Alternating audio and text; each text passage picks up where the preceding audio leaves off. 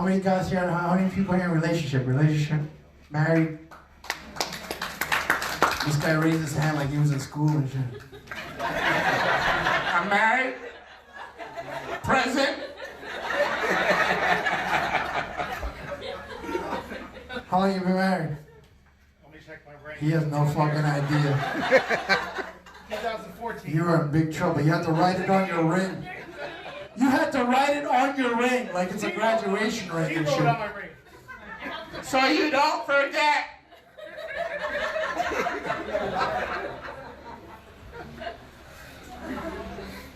Dating is hard now, man. I was in a relationship for a long time, and dating is hard. You have to be on an app to date now. You have to. You can't just go up to somebody in public. That's weird now. You have to be on an app. Problem is, I'm a little too old to be on the apps, but I'm a little too young to be dead. So it's a balance. You know what I mean? And I go on the apps and I see a lot of the similar profiles. You know, the girls are like water skiing or like riding a horse or like climbing a mountain. I'm exhausted. I'm looking for a girl watching TV, eating a pizza, taking a nap. Although that would be a weird selfie if you did that. And then I went out with a girl and she went out to dinner. She said that she was gluten-free. She asked the waiter, is this gluten-free? She wanted gluten-free. I don't know what gluten is. And I got nervous, so I asked for extra gluten on mine. If I could have just extra gluten. Make sure the gluten is coming out the sides. She didn't appreciate that too much.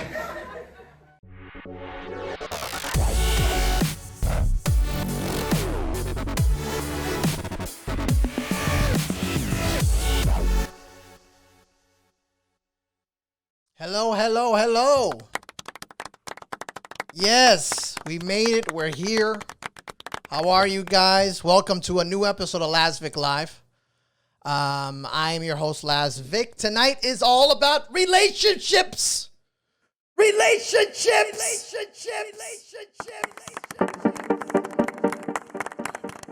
Yes. So we're here. I'm here trying to figure out my my audio situation once again.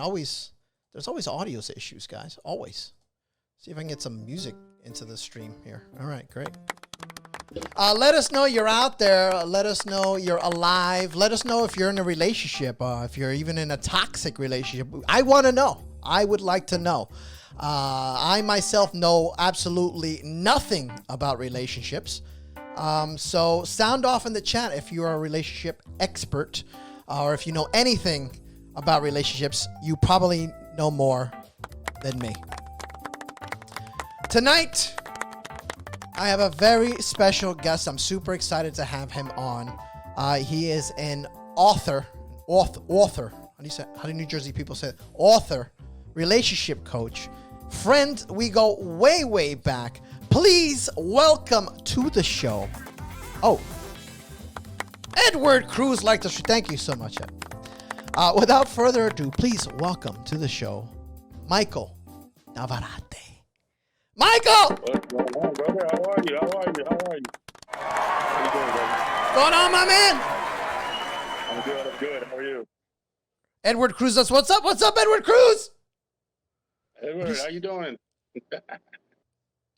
What's going on, guys? Tonight, it's Lasvic Live Night. We're talking about relationships. We're here talking about Michael's brand new book, Shallow River to Deep Ocean.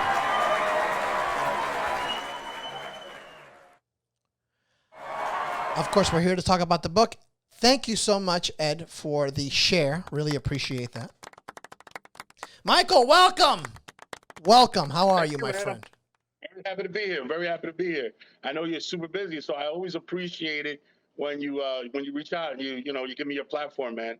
Thank you. Absolutely. Thank you very much. How am I gonna miss out on this book? My friend's coming out with a book. and you're having a book signing party and you finished it. Now tell me, tell the audience, first of all, those who don't know you, who you are, maybe a little bit about yourself. My name is Michael Navarrette. Originally from North Bergen, New Jersey. I live now in Florida. Lucky you. Am a author, relationship coach. I also dabble in podcasting, and overall good guy. But You are. it's just I've always been a creative, and now recently in these last couple of years, I'm really exploring it, and I've kind of dove into that side of my personality, that side of my brain, and it's kind of working out for me. Definitely kind of working out for me. Awesome, dude. So how long did it take you to write this book? Where'd you find the inspiration, first of all, to write this? It's like a two-part question, right? So first I have to address what happened within me to be able to write the book. Okay. And then I can tell you what the inspiration behind the book was. Initially, I've been through a lot over the last couple of years, a lot, health-wise. And it wasn't until I had conversations with people that I love that they were like, maybe you're depressed. Yeah. And I didn't know. And I went and I sought help. And it was funny, after some time of going to therapy, actively, trying to really heal, it was like a cloud was removed from my head. Really? And within that cloud was all these little boxes. Okay. That my body was basically saying, while you're depressed, I can't possibly let you be creative. I can't possibly let you find love. I can't possibly let you be happy because we're in self-preservation mode. We're trying to keep you alive, so the brain, you don't have that capacity to do those other things. So when the cloud was removed, all of a sudden, these boxes opened up to me. And one of the boxes that opened up was creativity. Now, I've always been creative. I've always been good with words. Never a good speller. Yeah. Grammar's always been crap, but I've always been very good with words, and I've always been able to put them together. I've always been able to write really nice. My family's always like, yo, you write the sweetest notes, especially on birthdays, anything like that happens. So I've always I didn't get a birthday card. Oh, so sorry, man. I forgot. As far as the book is concerned, over the last couple of years, there's this narrative that marriage is bad. Okay. Right? That relationships are bad, that marriage is bad. It's like this, I'm not, the internet is fake. You know what I mean? So I'm not sure what percentage of the population actually feels like that. All I know is that was really being projected on me. And when I looked around, my family, friends, close friends, I had people around me that were genuinely happily married. Not where they're faking it. Not when you talk to them, no, it's not really. When you literally talk and sit down and ask the question, they're like, no, we're doing good. No, I mean, it's working. Nobody was overly ecstatic about it. So your friends you had friends and family around you that actually had positive relationships and they were making it work. Right. So then I would dive a little deeper. I have a neighbor that's been married 35 years. I got close friends married 18 years, 10 years, some that are newlyweds. And it's arranged. It was literally arranged from people that were married 2 years to people that have been married 35 years. And in that range, I would just ask the same question. I'm like, what's the secret? Right? Yeah. And obviously, a lot of the conversations that I had were with men. And when I had these conversations, a lot of them shared some of the same concerns, whether they were married early or late. The time didn't really matter. They all kind of wanted peace in their home. That was the underlying theme. Everybody wants peace. I want peace in my home, right? And when you would talk to them, they would find themselves periodically in the doghouse. And a lot of it had to do with communication, not really understanding what the expectation was or what the wife needed from them or what their relationship needed from them. Yeah. And after talking, I realized, a lot of these answers are in you. It's real quick and easy to point the finger at your mate. Sure. And say, this is what they're doing wrong.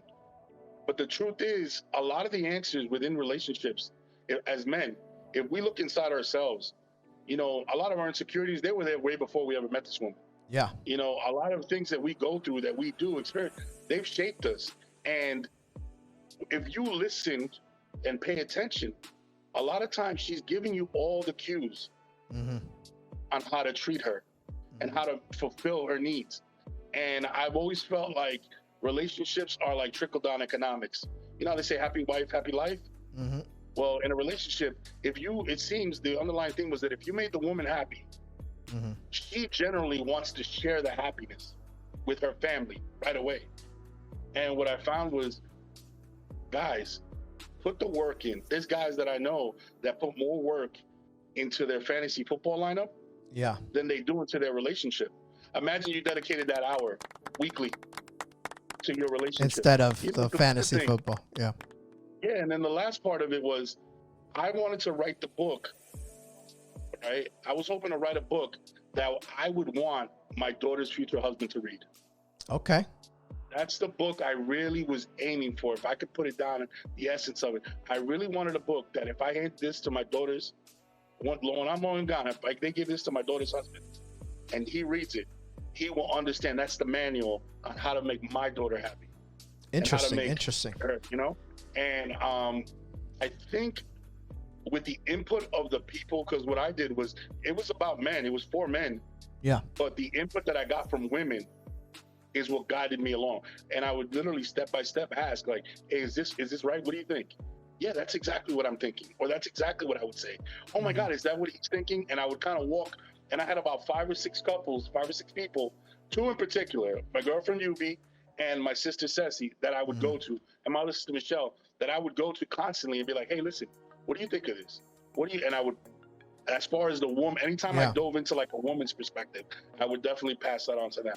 And that's kind of where I got the book from, man. And little by little, the topics, you study these relationships, one particular relationship, their issue was communication. You spoke to another one, it was communication, but there was also maybe they're kind of growing apart and they don't understand. And well, one of the points that you brought up that was really interesting is you said that look within yourself, right? Kind of look in the mirror, kind of. So if you're frustrated or angry,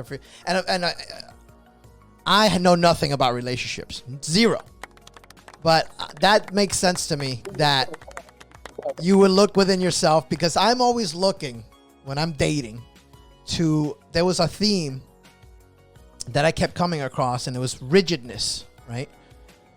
Where we're at the age where when you date, people are kind of set in their ways, they have their routines, and they don't want to change out of that. So I decided to be fluid, more fluid, and be open to experiences and to be change myself, you know, kind of get out of my comfort zone, which is super hard for me to do, by the way. Yeah. I don't like leaving my apartment, let alone my comfort zone. We're not the only one. Chat, let us know if you're there. I see my mom keeps coming in and out. Hi, Mom. Let us know if you have any questions for Mike about the book, about relationships, about your own relationship. So, Mike, you mentioned this was a part of a 3-part series. Right. And this is the first part. This is the first guide. So this is me talking to men. My next book, I'm not really going to go into the third book, but the second book is going to be about the miscommunication between men and women. Okay. And there's a lot of that. What they offer. Yeah, what they're saying, what we're saying, what they offer, and kind of what they give us, and how we kind of, I'm going to go deep on that one. So yeah, it's a 3-part series. That's why this initial book, there's areas where I can go deeper and I can go longer in the subject matter. Thank you, Pablo. I wanted to say something as I move on, to the next. Yeah, definitely. I think this bite-size way of doing it is perfect for us men, right? We need bite-size. We don't need novels. We need chunks. That's how we understand. We need football plays. That's how we understand.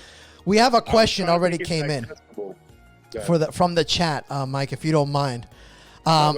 Edward Cruz chiming in, one of the unstable gamers, says, what do you do when the partner, I think that's already where you screwed up, Ed, you're calling her the partner. When the partner comes home in a bad mood from work, and the first thing they say is, don't talk to me. What do you, where's my laugh? You give them space.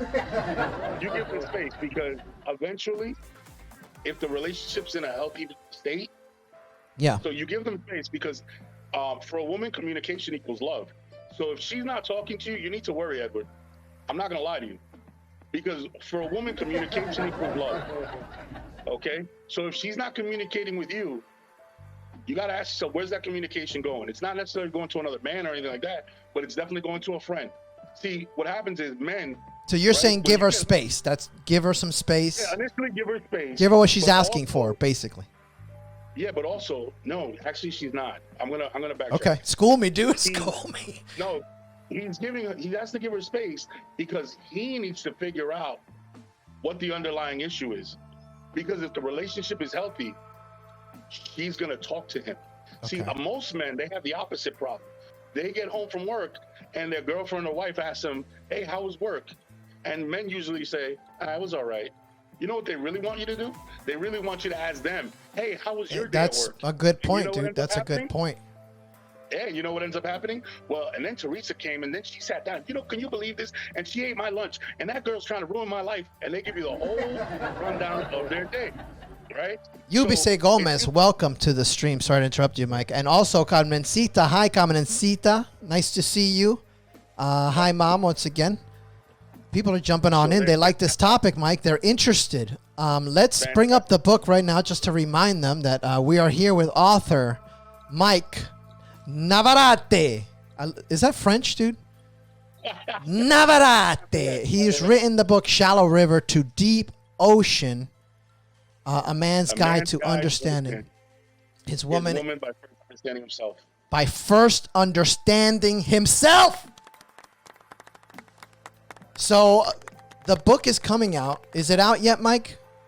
Okay, so we did a pre-release on BookBaby and Bookshop. August 13th, it goes worldwide on all the platforms, Barnes & Noble, Amazon, you name it. It goes worldwide August 13th. And then August 14th is your book signing. Is my book signing, yeah. At Crave 43 in Union City, New Jersey, 5 p.m. to 9 p.m. Go to Mike Navarrette's Facebook page. He's got tickets up there. He's got info up there. I will be there August 14th for the book signing. So join us. Let us know you're coming. I love people jumping in. Let us know. Someone says it's an amazing topic. People want to hear it. Someone said he's probably trying to solve the problem instead of just letting her vent. And maybe they're referring to Edward's question. If she's not talking, then it's not that. If she was talking and he was trying to fix the problem, then there's an issue. So like we're problem solvers by nature. So a woman comes home and she says, "Oh, gives you the issue," and you'll look at her and go, "Why don't you call HR?" First of all, she's a bright woman. She's not looking for the answer. She knows the answer. It's a poorly wrapped compliment. Because again, communication for a woman equals love. So she wants to communicate with the man that she loves. Because she could easily talk to her mother, her sister, but when she got home, she wanted to talk to you. That's why it's so concerning. See, when a man is quiet, right? And when a woman is quiet, it's two different things. Definitely. Okay? When a woman is quiet, you genuinely have to worry. I don't mean to be blow them up, but you genuinely have to worry because women will communicate their feelings. It's when they're mentally starting to check out, whether it's very early in the process or late in the process, they're starting to check out because they've already told you what was wrong. Yeah. They've already pushed the issue on you and you either haven't changed or you ignored what they're saying to you. See, remember when I told you, women give you all the tools to make the decisions. What happens is men, we don't make the decision until it hurts our ego. See, a woman will check out of a relationship a couple of weeks, months in advance, right? Men, we check out the day our ego gets bruised. So think about that, right? You ever been with somebody, they break up, and then a couple of months later, they're in a new relationship. Like maybe a month later, they're in a new relationship. Yeah. And people don't understand why. But their timeline is messed up. What they're not realizing is that woman checked out of your relationship 4 months ago. So mentally, she's pretty much been single about 5 months now. And I had no idea. I had no idea, Emily! Why'd you leave me? You left me with this cat! And so, you had no clue. No clue. Men can be clueless. Now, here I'm going to play devil's advocate a little, Mike. So what do you say to those men that say to you, "Bruh, what about those ghetto women that treat us like shit and, and don't help around the house and don't do anything and are lazy and treat me and beat me. Some men get beaten. Mike, what do you say to those men? You chose that. Damn. What am I supposed to tell a guy who's in a situation that's there, is not being treated right, and is staying? Now, don't get me wrong, if there's stuff attaching you to the house and there's things that are there, but toxic is toxic, and I want to make something very clear. Mm-hmm. I don't deal in toxicity. Okay. I don't deal in abuse. I have a very small lane, right? When I do my relationship coaching, I have a very small lane. I teach people how to go from good to great in a relationship. Okay. If you're being abused, if it's toxic, you may want to look towards therapy or family, something more formal. Yeah. Mm-hmm. I know my lane. You know what I'm saying? I don't try to cross over and give people therapy on, don't take that abuse. So there's a difference between being a coach and being a therapist. Absolutely. A therapist, right? If I could kind of like give an analogy, a therapist is like, they give you a direction. You're trying to get to California. Yeah. Let's say. They tell you about the mountains that you crossed, about the road ahead, about the weather. It's like, if you think about it in that terms, they give you like this general map of your life and how to avoid certain things. And think about me, and I'm a relationship coach. I'm like, okay, make a left, make a right, make another left, make a right. Did you get there? All right, that worked. All right, cool. It's kind of very specific. Sure. So you come to me with an issue in your marriage, in your family, with your mate, and it's very specific. You're like, hey man, my wife doesn't want to do this in the bed. Yeah. Well, listen, have you thought about this? Not directions on how to get it done, but more so, have you thought about her feelings? Have you thought about this? Some men need directions though, way? Mike. Some men need directions. Yeah, you'll be surprised, right? Oh my God. So it's very important. I noticed, Tori chime in and says, teach them, Mike. So I noticed that you have a t-shirt on called Droppin' Dimes. Can you tell us a little bit about your t-shirt? Okay, Droppin' Dimes LLC. This is my company. It's my relationship I have a couple of different wings. I have a relationship coaching wing. I have my author wing, publishing wing, and I have my podcasting wing. Okay. So Droppin' Dimes, the name came about. I have a very good friend. As a matter of fact, she's a comedian as well, Tara Curry. And cool. She would call me and we would talk about relationships and, about life. And I've always had this, I don't want to call it a gift, but I've always had this way of explaining certain things when it comes to relationships. And this is way before I ever thought of doing this. And she looked at me one day and she goes, let me get my pen. You're always dropping these dimes. You drop a dime. And she would say that repeatedly. And so when it came down right to it, it was just a really natural fit. It's like, dropping dimes. That comes easy to me. Okay, cool. I like it. And then I like, the logo and all that stuff comes after it. But yeah, that's where it came from. Dropping dimes. Of course, here is the page on the screen. The Droppin' Dimes page. You're advertising your book. But there was something interesting I found on your page that I wanted to bring to the audience. Of course, it's cut off here. Let me see if I can fix that for us. Yeah, all right, there it is. It says red flag. This is your red flag series. Chime in if you have any opinions. Red flag or no red flag. He says it's our special place, and you notice it's his usual date spot. Oh. Red flag or not red flag? I'd say that's a red flag. It's a red flag. It's a red flag. Mike, I am guilty of this myself, Mike. I am a creature of habit. I like churrasco. So there's a place that I would take my dates because if I'm going to have a bad date, I might as well have a good steak. Have a good meal. That's right. I know that's right. Men are creatures of habit. The thing is this, right? Red flag, no red flag. Men, we're very good. We see something we don't like, and we're very quick to like, nah, walk away. We're very quick to cut it off. For some reason, women tend to give men the benefit of the doubt. So when I put up these red flag, no red flag things, I may clearly be like, that's a red flag. And I will literally have women defend the person that they're with or the person that they're dealing with on this subject. So for instance, I'll give you one, like a random one. He says, I still live with my kid's mother, but we're not together. I just stay there. I just stay the next day. I don't. We co-parenting, right? And I'll look at them and I'll be like, it's obvious to me. Wow, he's sleeping with her. And they'll look at me, and this is what they do. They look at me and they go, no, but because every woman wants their man to be the exception. So, Absolutely.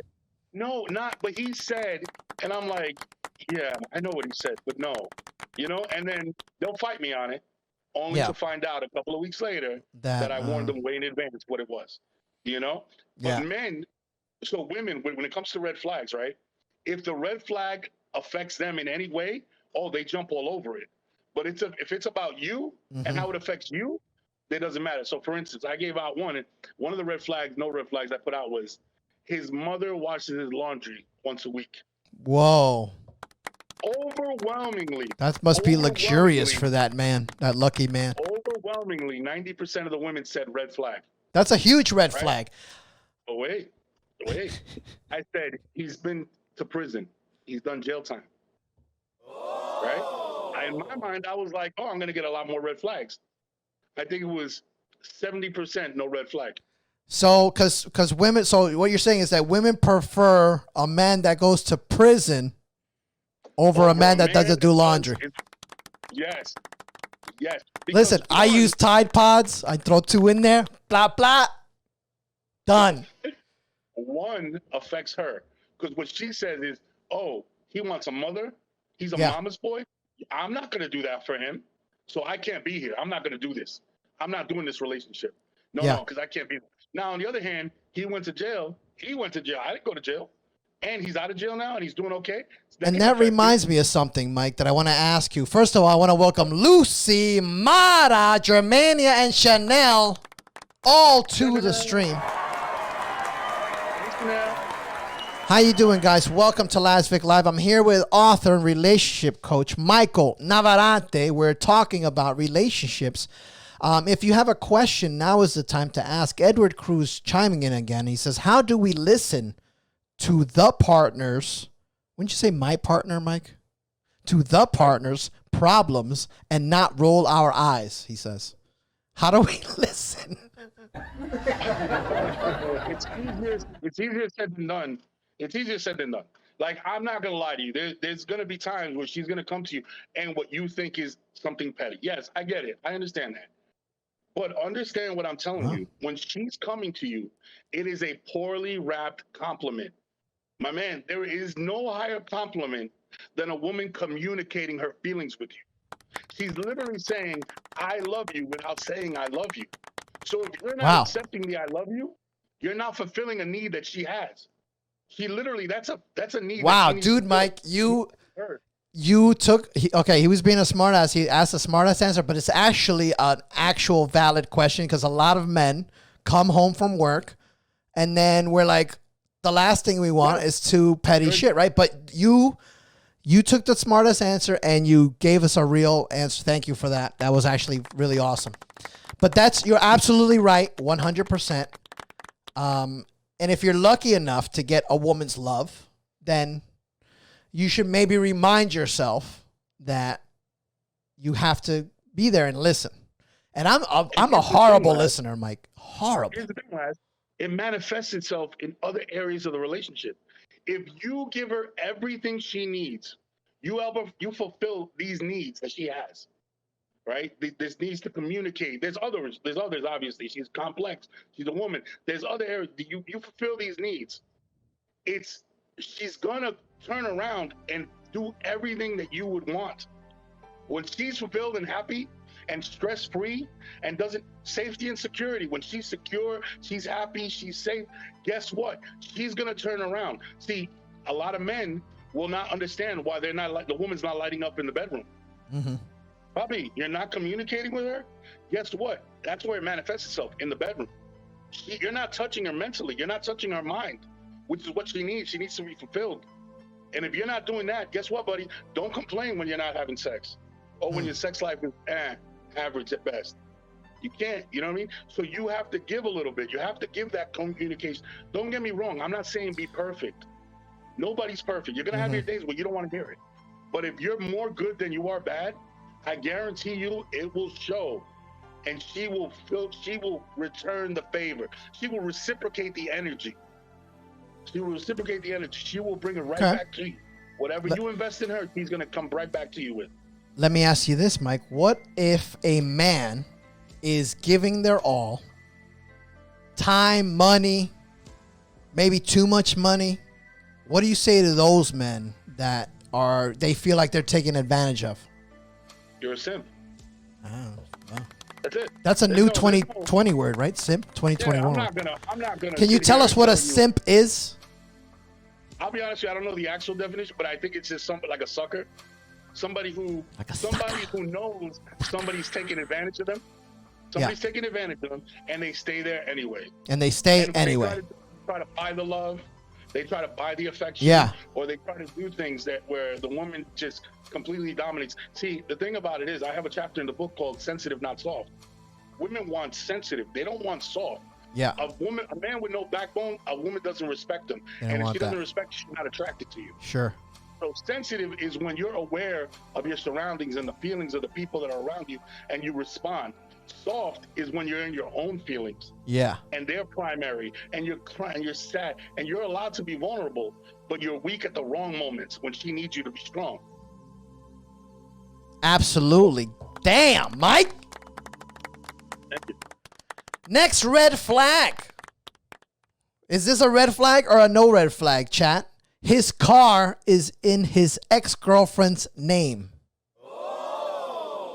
His car is in his ex-girlfriend's name. Red flag or no red flag, chat? Let us know.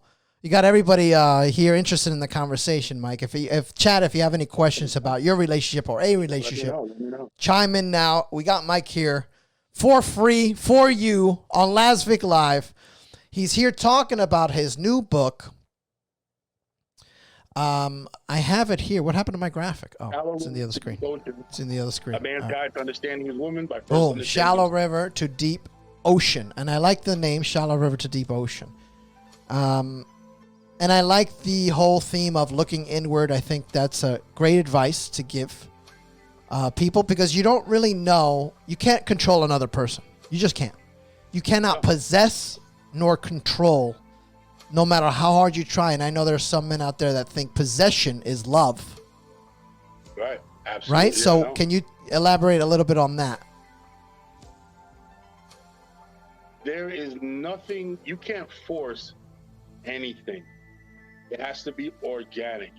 Okay? So if you find yourself squeezing and holding on, what you're really doing is creating resentment. Mm-hmm. You're creating anger. You're creating these feelings and these emotions where eventually this woman, that's the beginning process of her checking out. And when a good girl's gone, you know what they say? She's gone forever. Anything you have to squeeze to hold on to, you shouldn't be squeezing. You shouldn't be holding on to. That means it's free to go. If it's free to go, and it's, you know, it all goes back to, if you're giving your all and doing what you're supposed to do, and you are in a loving relationship, she will return the energy. If you are not in a loving relationship, I can't help you. Yeah. See, that's something where I can't sit here. I don't have a magic wand or remedy for if she doesn't love you or she never loved you. You guys are at a marriage of convenience or whatever. That's not I can't help you. What I can do is find people. If I could give you an example of who my book was designed for. Okay. Have you ever watched The King of Queens? Yes. Kevin Have you ever James. watched Everybody Loves Raymond? Yes. Those two men would benefit from reading my book.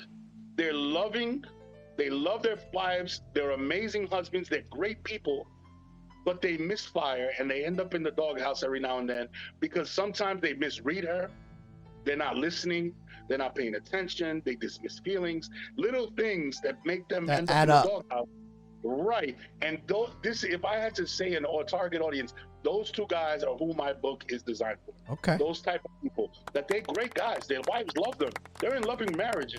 They're in loving relationships, long-term relationships. It's just that they constantly find themselves in the doghouse. And my thing is this, how about there's ways to get out of that. If you handle things, and it's not about a behavior change, it's about a lifestyle change. It's about understanding cause and effect. This is what I do. This is how she reacts. If I do this for her, see, a lot of guys, they don't understand how much women actually worry about their family. Mm-hmm. You know, I don't think that's why the title of my book is Shallow River to Deep Ocean, because we only deal with women on the surface. Mm-hmm. We really don't understand the depths of their thoughts and how much they worry, whether it's about their future or about the future of their family. You know, I always say, you give a man $1 million, Mm-hmm. right? And he thinks big picture, legacy. How do I set up my family? Big Yeah. picture. Mm-hmm. You give a woman $1 million, she's figuring out how to spend it on her family and her kids and her house. Interesting. You know what I'm interesting. saying? Yeah. It's a different it's two different perspective. models. Right. Both of them are loving. Both of them are trying to do what's best, but it's just a slight way of people looking at things, you know? And like I said, it's we deal with them on the surface, and they're just so much deeper, so much more complex. Yeah. That if we just take a deep dive into their emotions and understand how their brain works, and just kind of like, you know, share with them, be open, you know, vulnerable, show them like, yo, this side of us, guess what? It creates for a healthy dialogue, A healthier relationship overall. Right.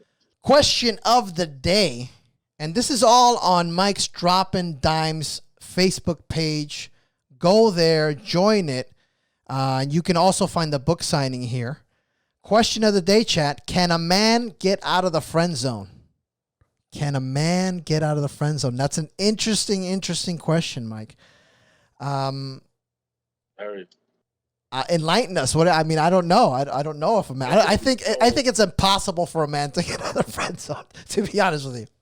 Okay, so I'm a believer, right? And I've witnessed this, so I could just go off of some examples. I'm a believer that there's some women, and not all. I'm not going to speak in broad terms. There's some women that one day they reach a point where they stop chasing what they want, Yeah. and they accept what they deserve. Okay. Okay.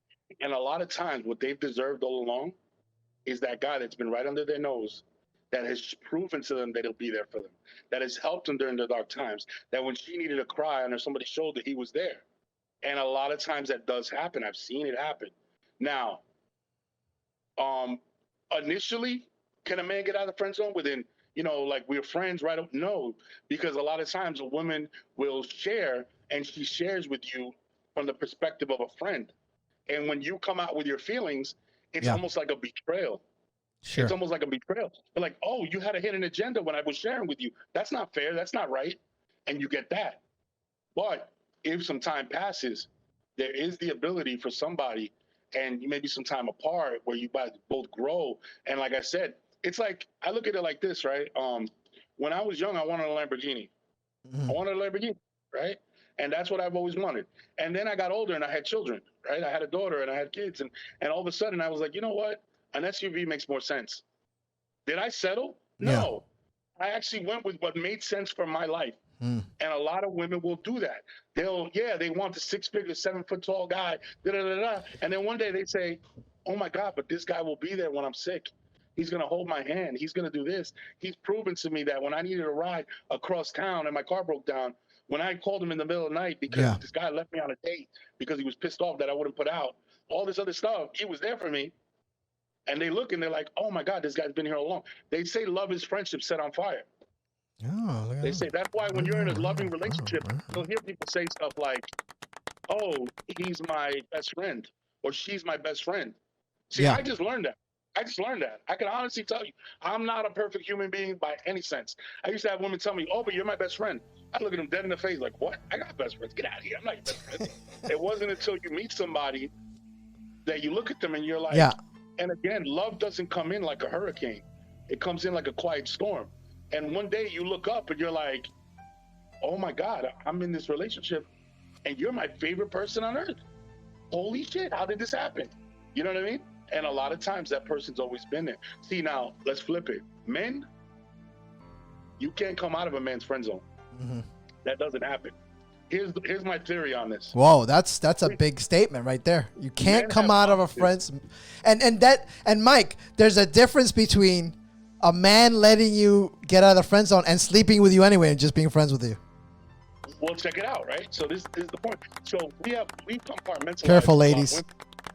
We compartmentalize, right? So we kind of meet a woman, and I hate, this sounds so, I say that I'm a feminist with chauvinist tendencies.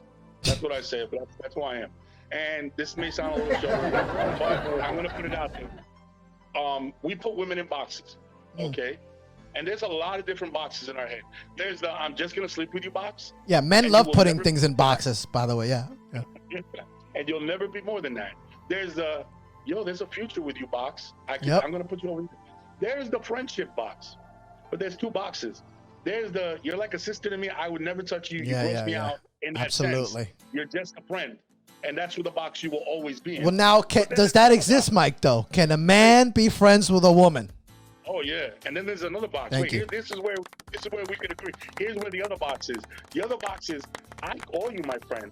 I say you're my friend. I call you my sister. But if you slip, we're gonna have sex. You know what I'm saying? There's distinctly two different boxes. There's the true friend box, and that person will never leave that box. And Okay. then there's the box where I call you my friend, but the reality is I would sleep with you in a heartbeat. You know what I'm saying? If you mess up one drunken night, we're doing this. You know what I mean? So men do that. You know, so like when I tell women, no, a guy, if he truly puts you in the friend zone is almost a sister zone. Yeah. And I don't know guys that are sleeping around with their sisters. So, you know what I mean? Now, on the other hand, there's that other box. Yeah, you're my friend, and you're my buddy. You're the best. Oh, we hang out. We whatever. But you better be careful because you might get it. There's truly a different box of that, you know? Wow.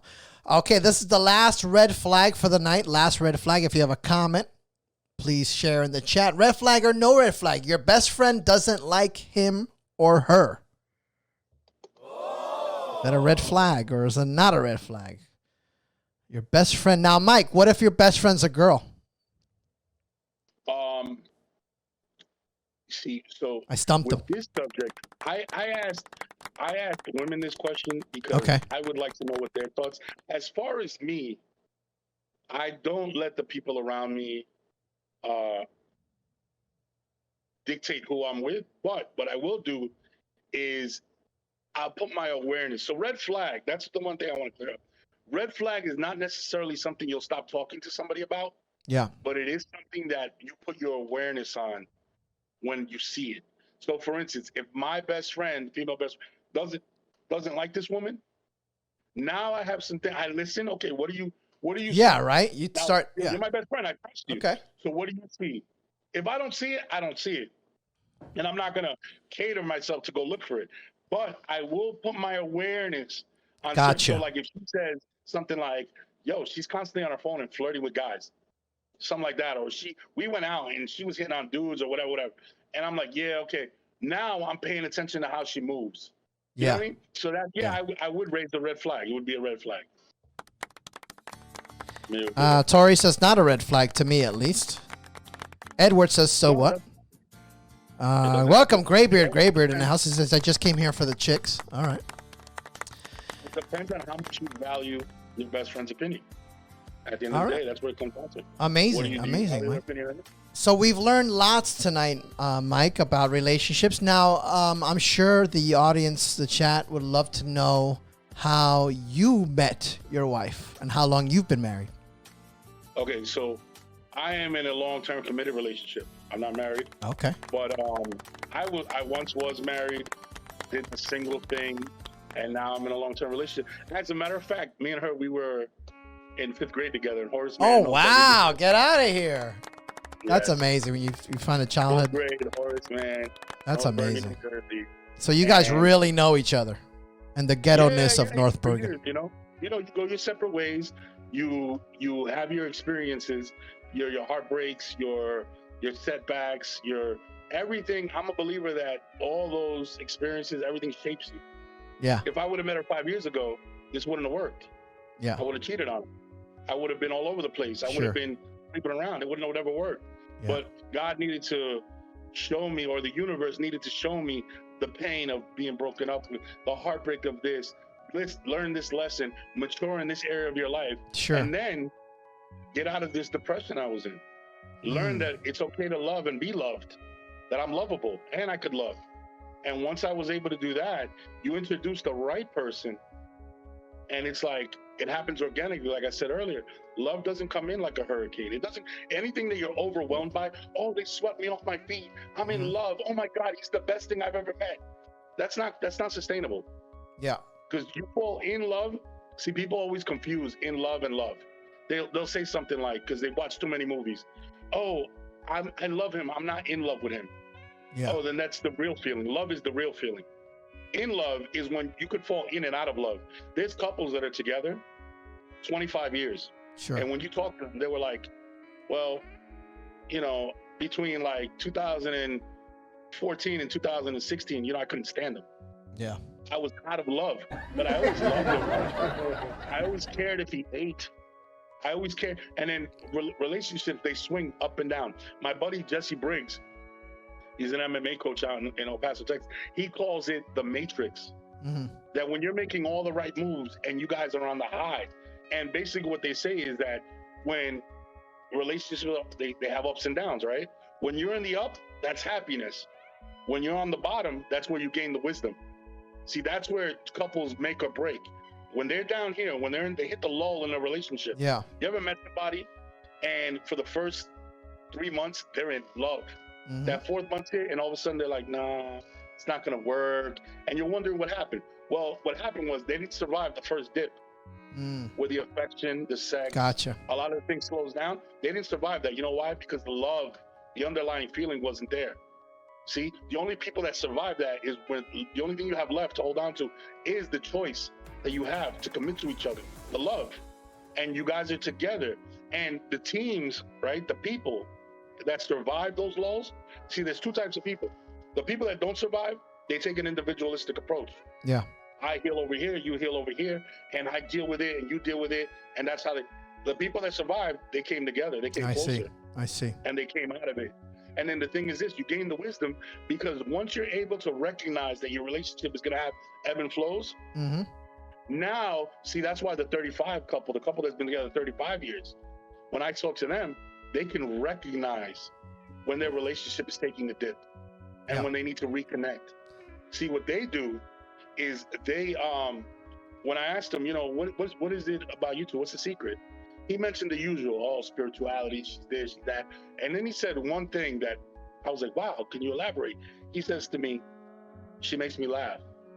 I go, what do you mean? He goes, whether I was, because he's really wealthy now. He goes, whether I was poor and then I have $1, or when I'm rich now, she always made me laugh.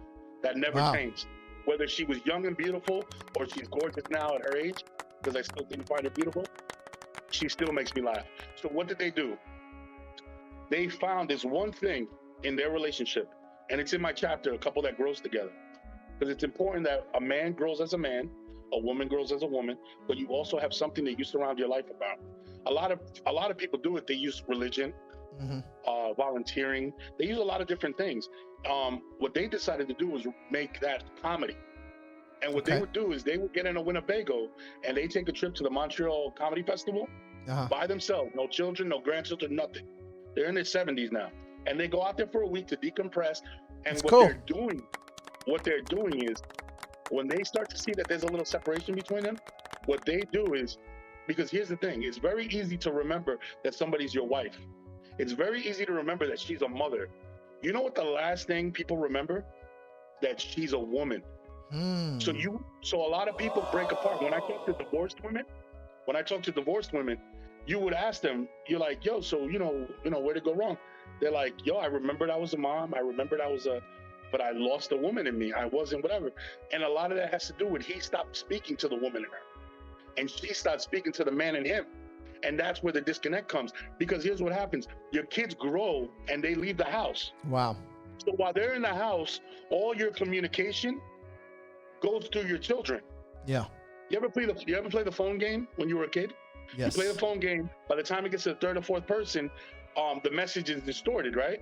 Well, that's the same thing when you have children. You guys stop talking directly to each other and you start talking about the house, the kids, did you pick up, did we do this? And then what do you really have? You have about maybe at 20 minutes, half an hour before you go to bed, some pillow talk. Mm-hmm. Guess what's happening when you only have 20 minutes of pillow talk? She's not getting a need fulfilled. She's not getting that communication she yearns from you. So what ends up happening? Again, issues arise. So what you need to do is keep the communication flowing between the man and the woman. So when the kids are gone, and COVID did this, it actually made it happen a lot faster. Yeah. COVID forced people to Together. spend time together, Sure. and face each other.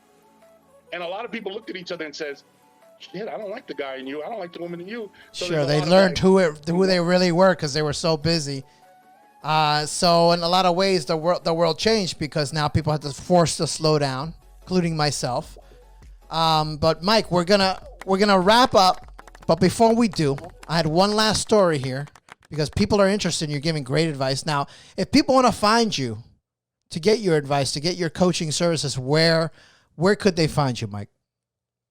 Okay, you can email me, and I'll probably put the link. It's man dropping dimes, DROPNDIMES 420 at gmail.com. There you go. So man dropping dimes 420 at gmail.com. That's one way. You could always go to my Instagram and send me a DM. Mr. _ dropping dimes, no apostrophe, DROPNDIMES, dropping dimes. So Mr. _ dropping dimes on Instagram. Or you can go directly to Dropping Dimes on Facebook and message me. I'm very active on there. I'm every week. I try to answer as many questions as possible. Great. Send me a question. No You problem. heard it here, fellas and ladies, and you coach both fellas and ladies. Yes. So the last news story of this evening, Mike, and I wanted to get your take on this. This gentleman wrote to Slate and he says, "I sensed something was wrong. So I read my girlfriend's messages. It's much worse than I thought." Now, there's a lot going on with this title here. All right. So my first question to you is, just based on this title, what do you think? Okay. The reason he's sitting there with a bellyache is because he did something that a lot of people do wrong. Don't go snooping until you're prepared for what you're gonna find. Mentally prepare yourself. If you got to the point where you're gonna invade somebody's privacy, Yeah. right? If you've gotten to that point, that means there has to be a decision that's already been made in your mind that says, if I see anything, I'm gonna leave. Because if you don't, the line of respect is erased, and now there's a new behavior that's acceptable, right? So You if he crossed the doesn't line. yes, if this guy So reads this- even though he found bad stuff, you think crossing that line is a point of no return? yeah, if he didn't read that, he didn't read it out of nowhere. He's insecure. Yeah. We get that. Yeah. Okay, that could be it. But there's something that triggered that. Yes. See, a lot of times people, when you're insecure, a lot of times people will call you crazy. Oh, you're crazy, and they'll make you feel like you're being insecure. You just don't listen. But a lot of times there is something that you saw. There's Yes. something that you saw that triggered that emotion. So you go in. But my advice to anybody is, do not look unless you're gonna act. If you're gonna read it and you're not gonna act on it, all you're gonna do is sit there with a hot stone in your hand, ready to throw it, and it's gonna burn you, and that's it. You're not gonna, you know what I mean? And what's gonna happen is now that becomes the tolerable standard. That becomes the standard. Yeah. So Spying now on that's each other. acceptable. Yeah, that's acceptable. So trust is a big, important part of it. And we don't even need to read the whole article. Basically, he read his girlfriend's messages and he found out that she was cheating. And of course, there must have been signs before. There was signs before that. But the article was interesting to me because it's that first step of, like you say, crossing that line. So if you don't have that trust to begin with, something's wrong. So just to catch up to the chat here, Tori says, "Great job, Mike. Must read book." Thank you. Thank you. Thank you very much. Yubise, I hope I'm sorry if I pronounced your name wrong. She put up your email. There Cecibel you go. said, I purchased my book. She purchased it, or he purchased it. Ed says, "That was a great listen driving home. Appreciate y'all." So that was nice for him. Maybe he learned something. Maybe he'll listen when he gets home to his girl, or be a little bit more patient. Yeah. But no, Ed's a good guy. I have friends that just are in like they call me, Mike, and you can just hear the screaming. And then I have friends that come to my apartment because I live alone, so all my married friends come here to escape. Oh, the getaway. And they always go, "You're so lucky. okay, here's something you have to do with it. And I'm like, you know what? You're lucky. You actually have somebody. You know what I mean? So shout out to all the men out there that are having a hard time with their relationships. We have Mike Navarrette here to help you. So reach out to him. He has a new book coming out next month. It's called Shallow River to Deep Ocean. It's available for purchase now on Bookshop, Bookbaby's Bookshop. So you can go there. I'll put the link down underneath. So we'll put the link in the chat. It's available now to purchase. He's having a book signing August 14th at Crave 43 in Union City, New Jersey. I will be there. It takes place from 5 p.m. to 9 p.m. Michael, I want to thank you so much for joining Las Vic Live this evening and dropping some dimes and some knowledge on us, man, because you know what? I needed it. And this was very popular, so I think I'm going to have you back. Absolutely. If the chat wants to ask some questions on the next show about relationships, and especially when your next series comes out, I'd love to have you back on. Is there any parting thoughts that you want to bestow on the audience? Anything else? If I can give you something, if I can give you a dime before I leave. Relationships are work. There's a direct correlation with the amount of work a man puts into his relationship with the success that it has. Number one. Number two, remember, guys, for a woman, communication equals love. And women, for a man, vulnerability equals love. So women communicate with a man that they love. Men trust and share emotions with a woman that they love. And that's it. I'll leave you guys with that. Amazing. For the rest, Amazing. just follow my book, Shallow River to Deep Ocean, A Man's Guide to Understanding His Woman by First Understanding Himself. Thank you so much, lad. Thank you. Hang tight. Thank you so much for coming on. I super appreciate you, my man, and all your wisdom. Hang tight 1 second here. I just want to thank every single person that hung out, came in, chatted with us tonight, listened to Mike's advice on relationships. I know some of you could have used it. I know I could use it. So thank you so much. Big shout out to Mike Navarrette. Once again, pick up his book that is on the screen right now. Go to his Facebook page. Go to his Dropping Dimes. Get yourself some dimes. And with that said, once again, if you enjoy this content, please consider sharing with your friends, liking the page, following the page, sending me a message, say, hey lads, I like your show. With that said, ladies and gents, I want to wish you a great weekend, a great rest of your week, and I will see you next time on Las Vic Live.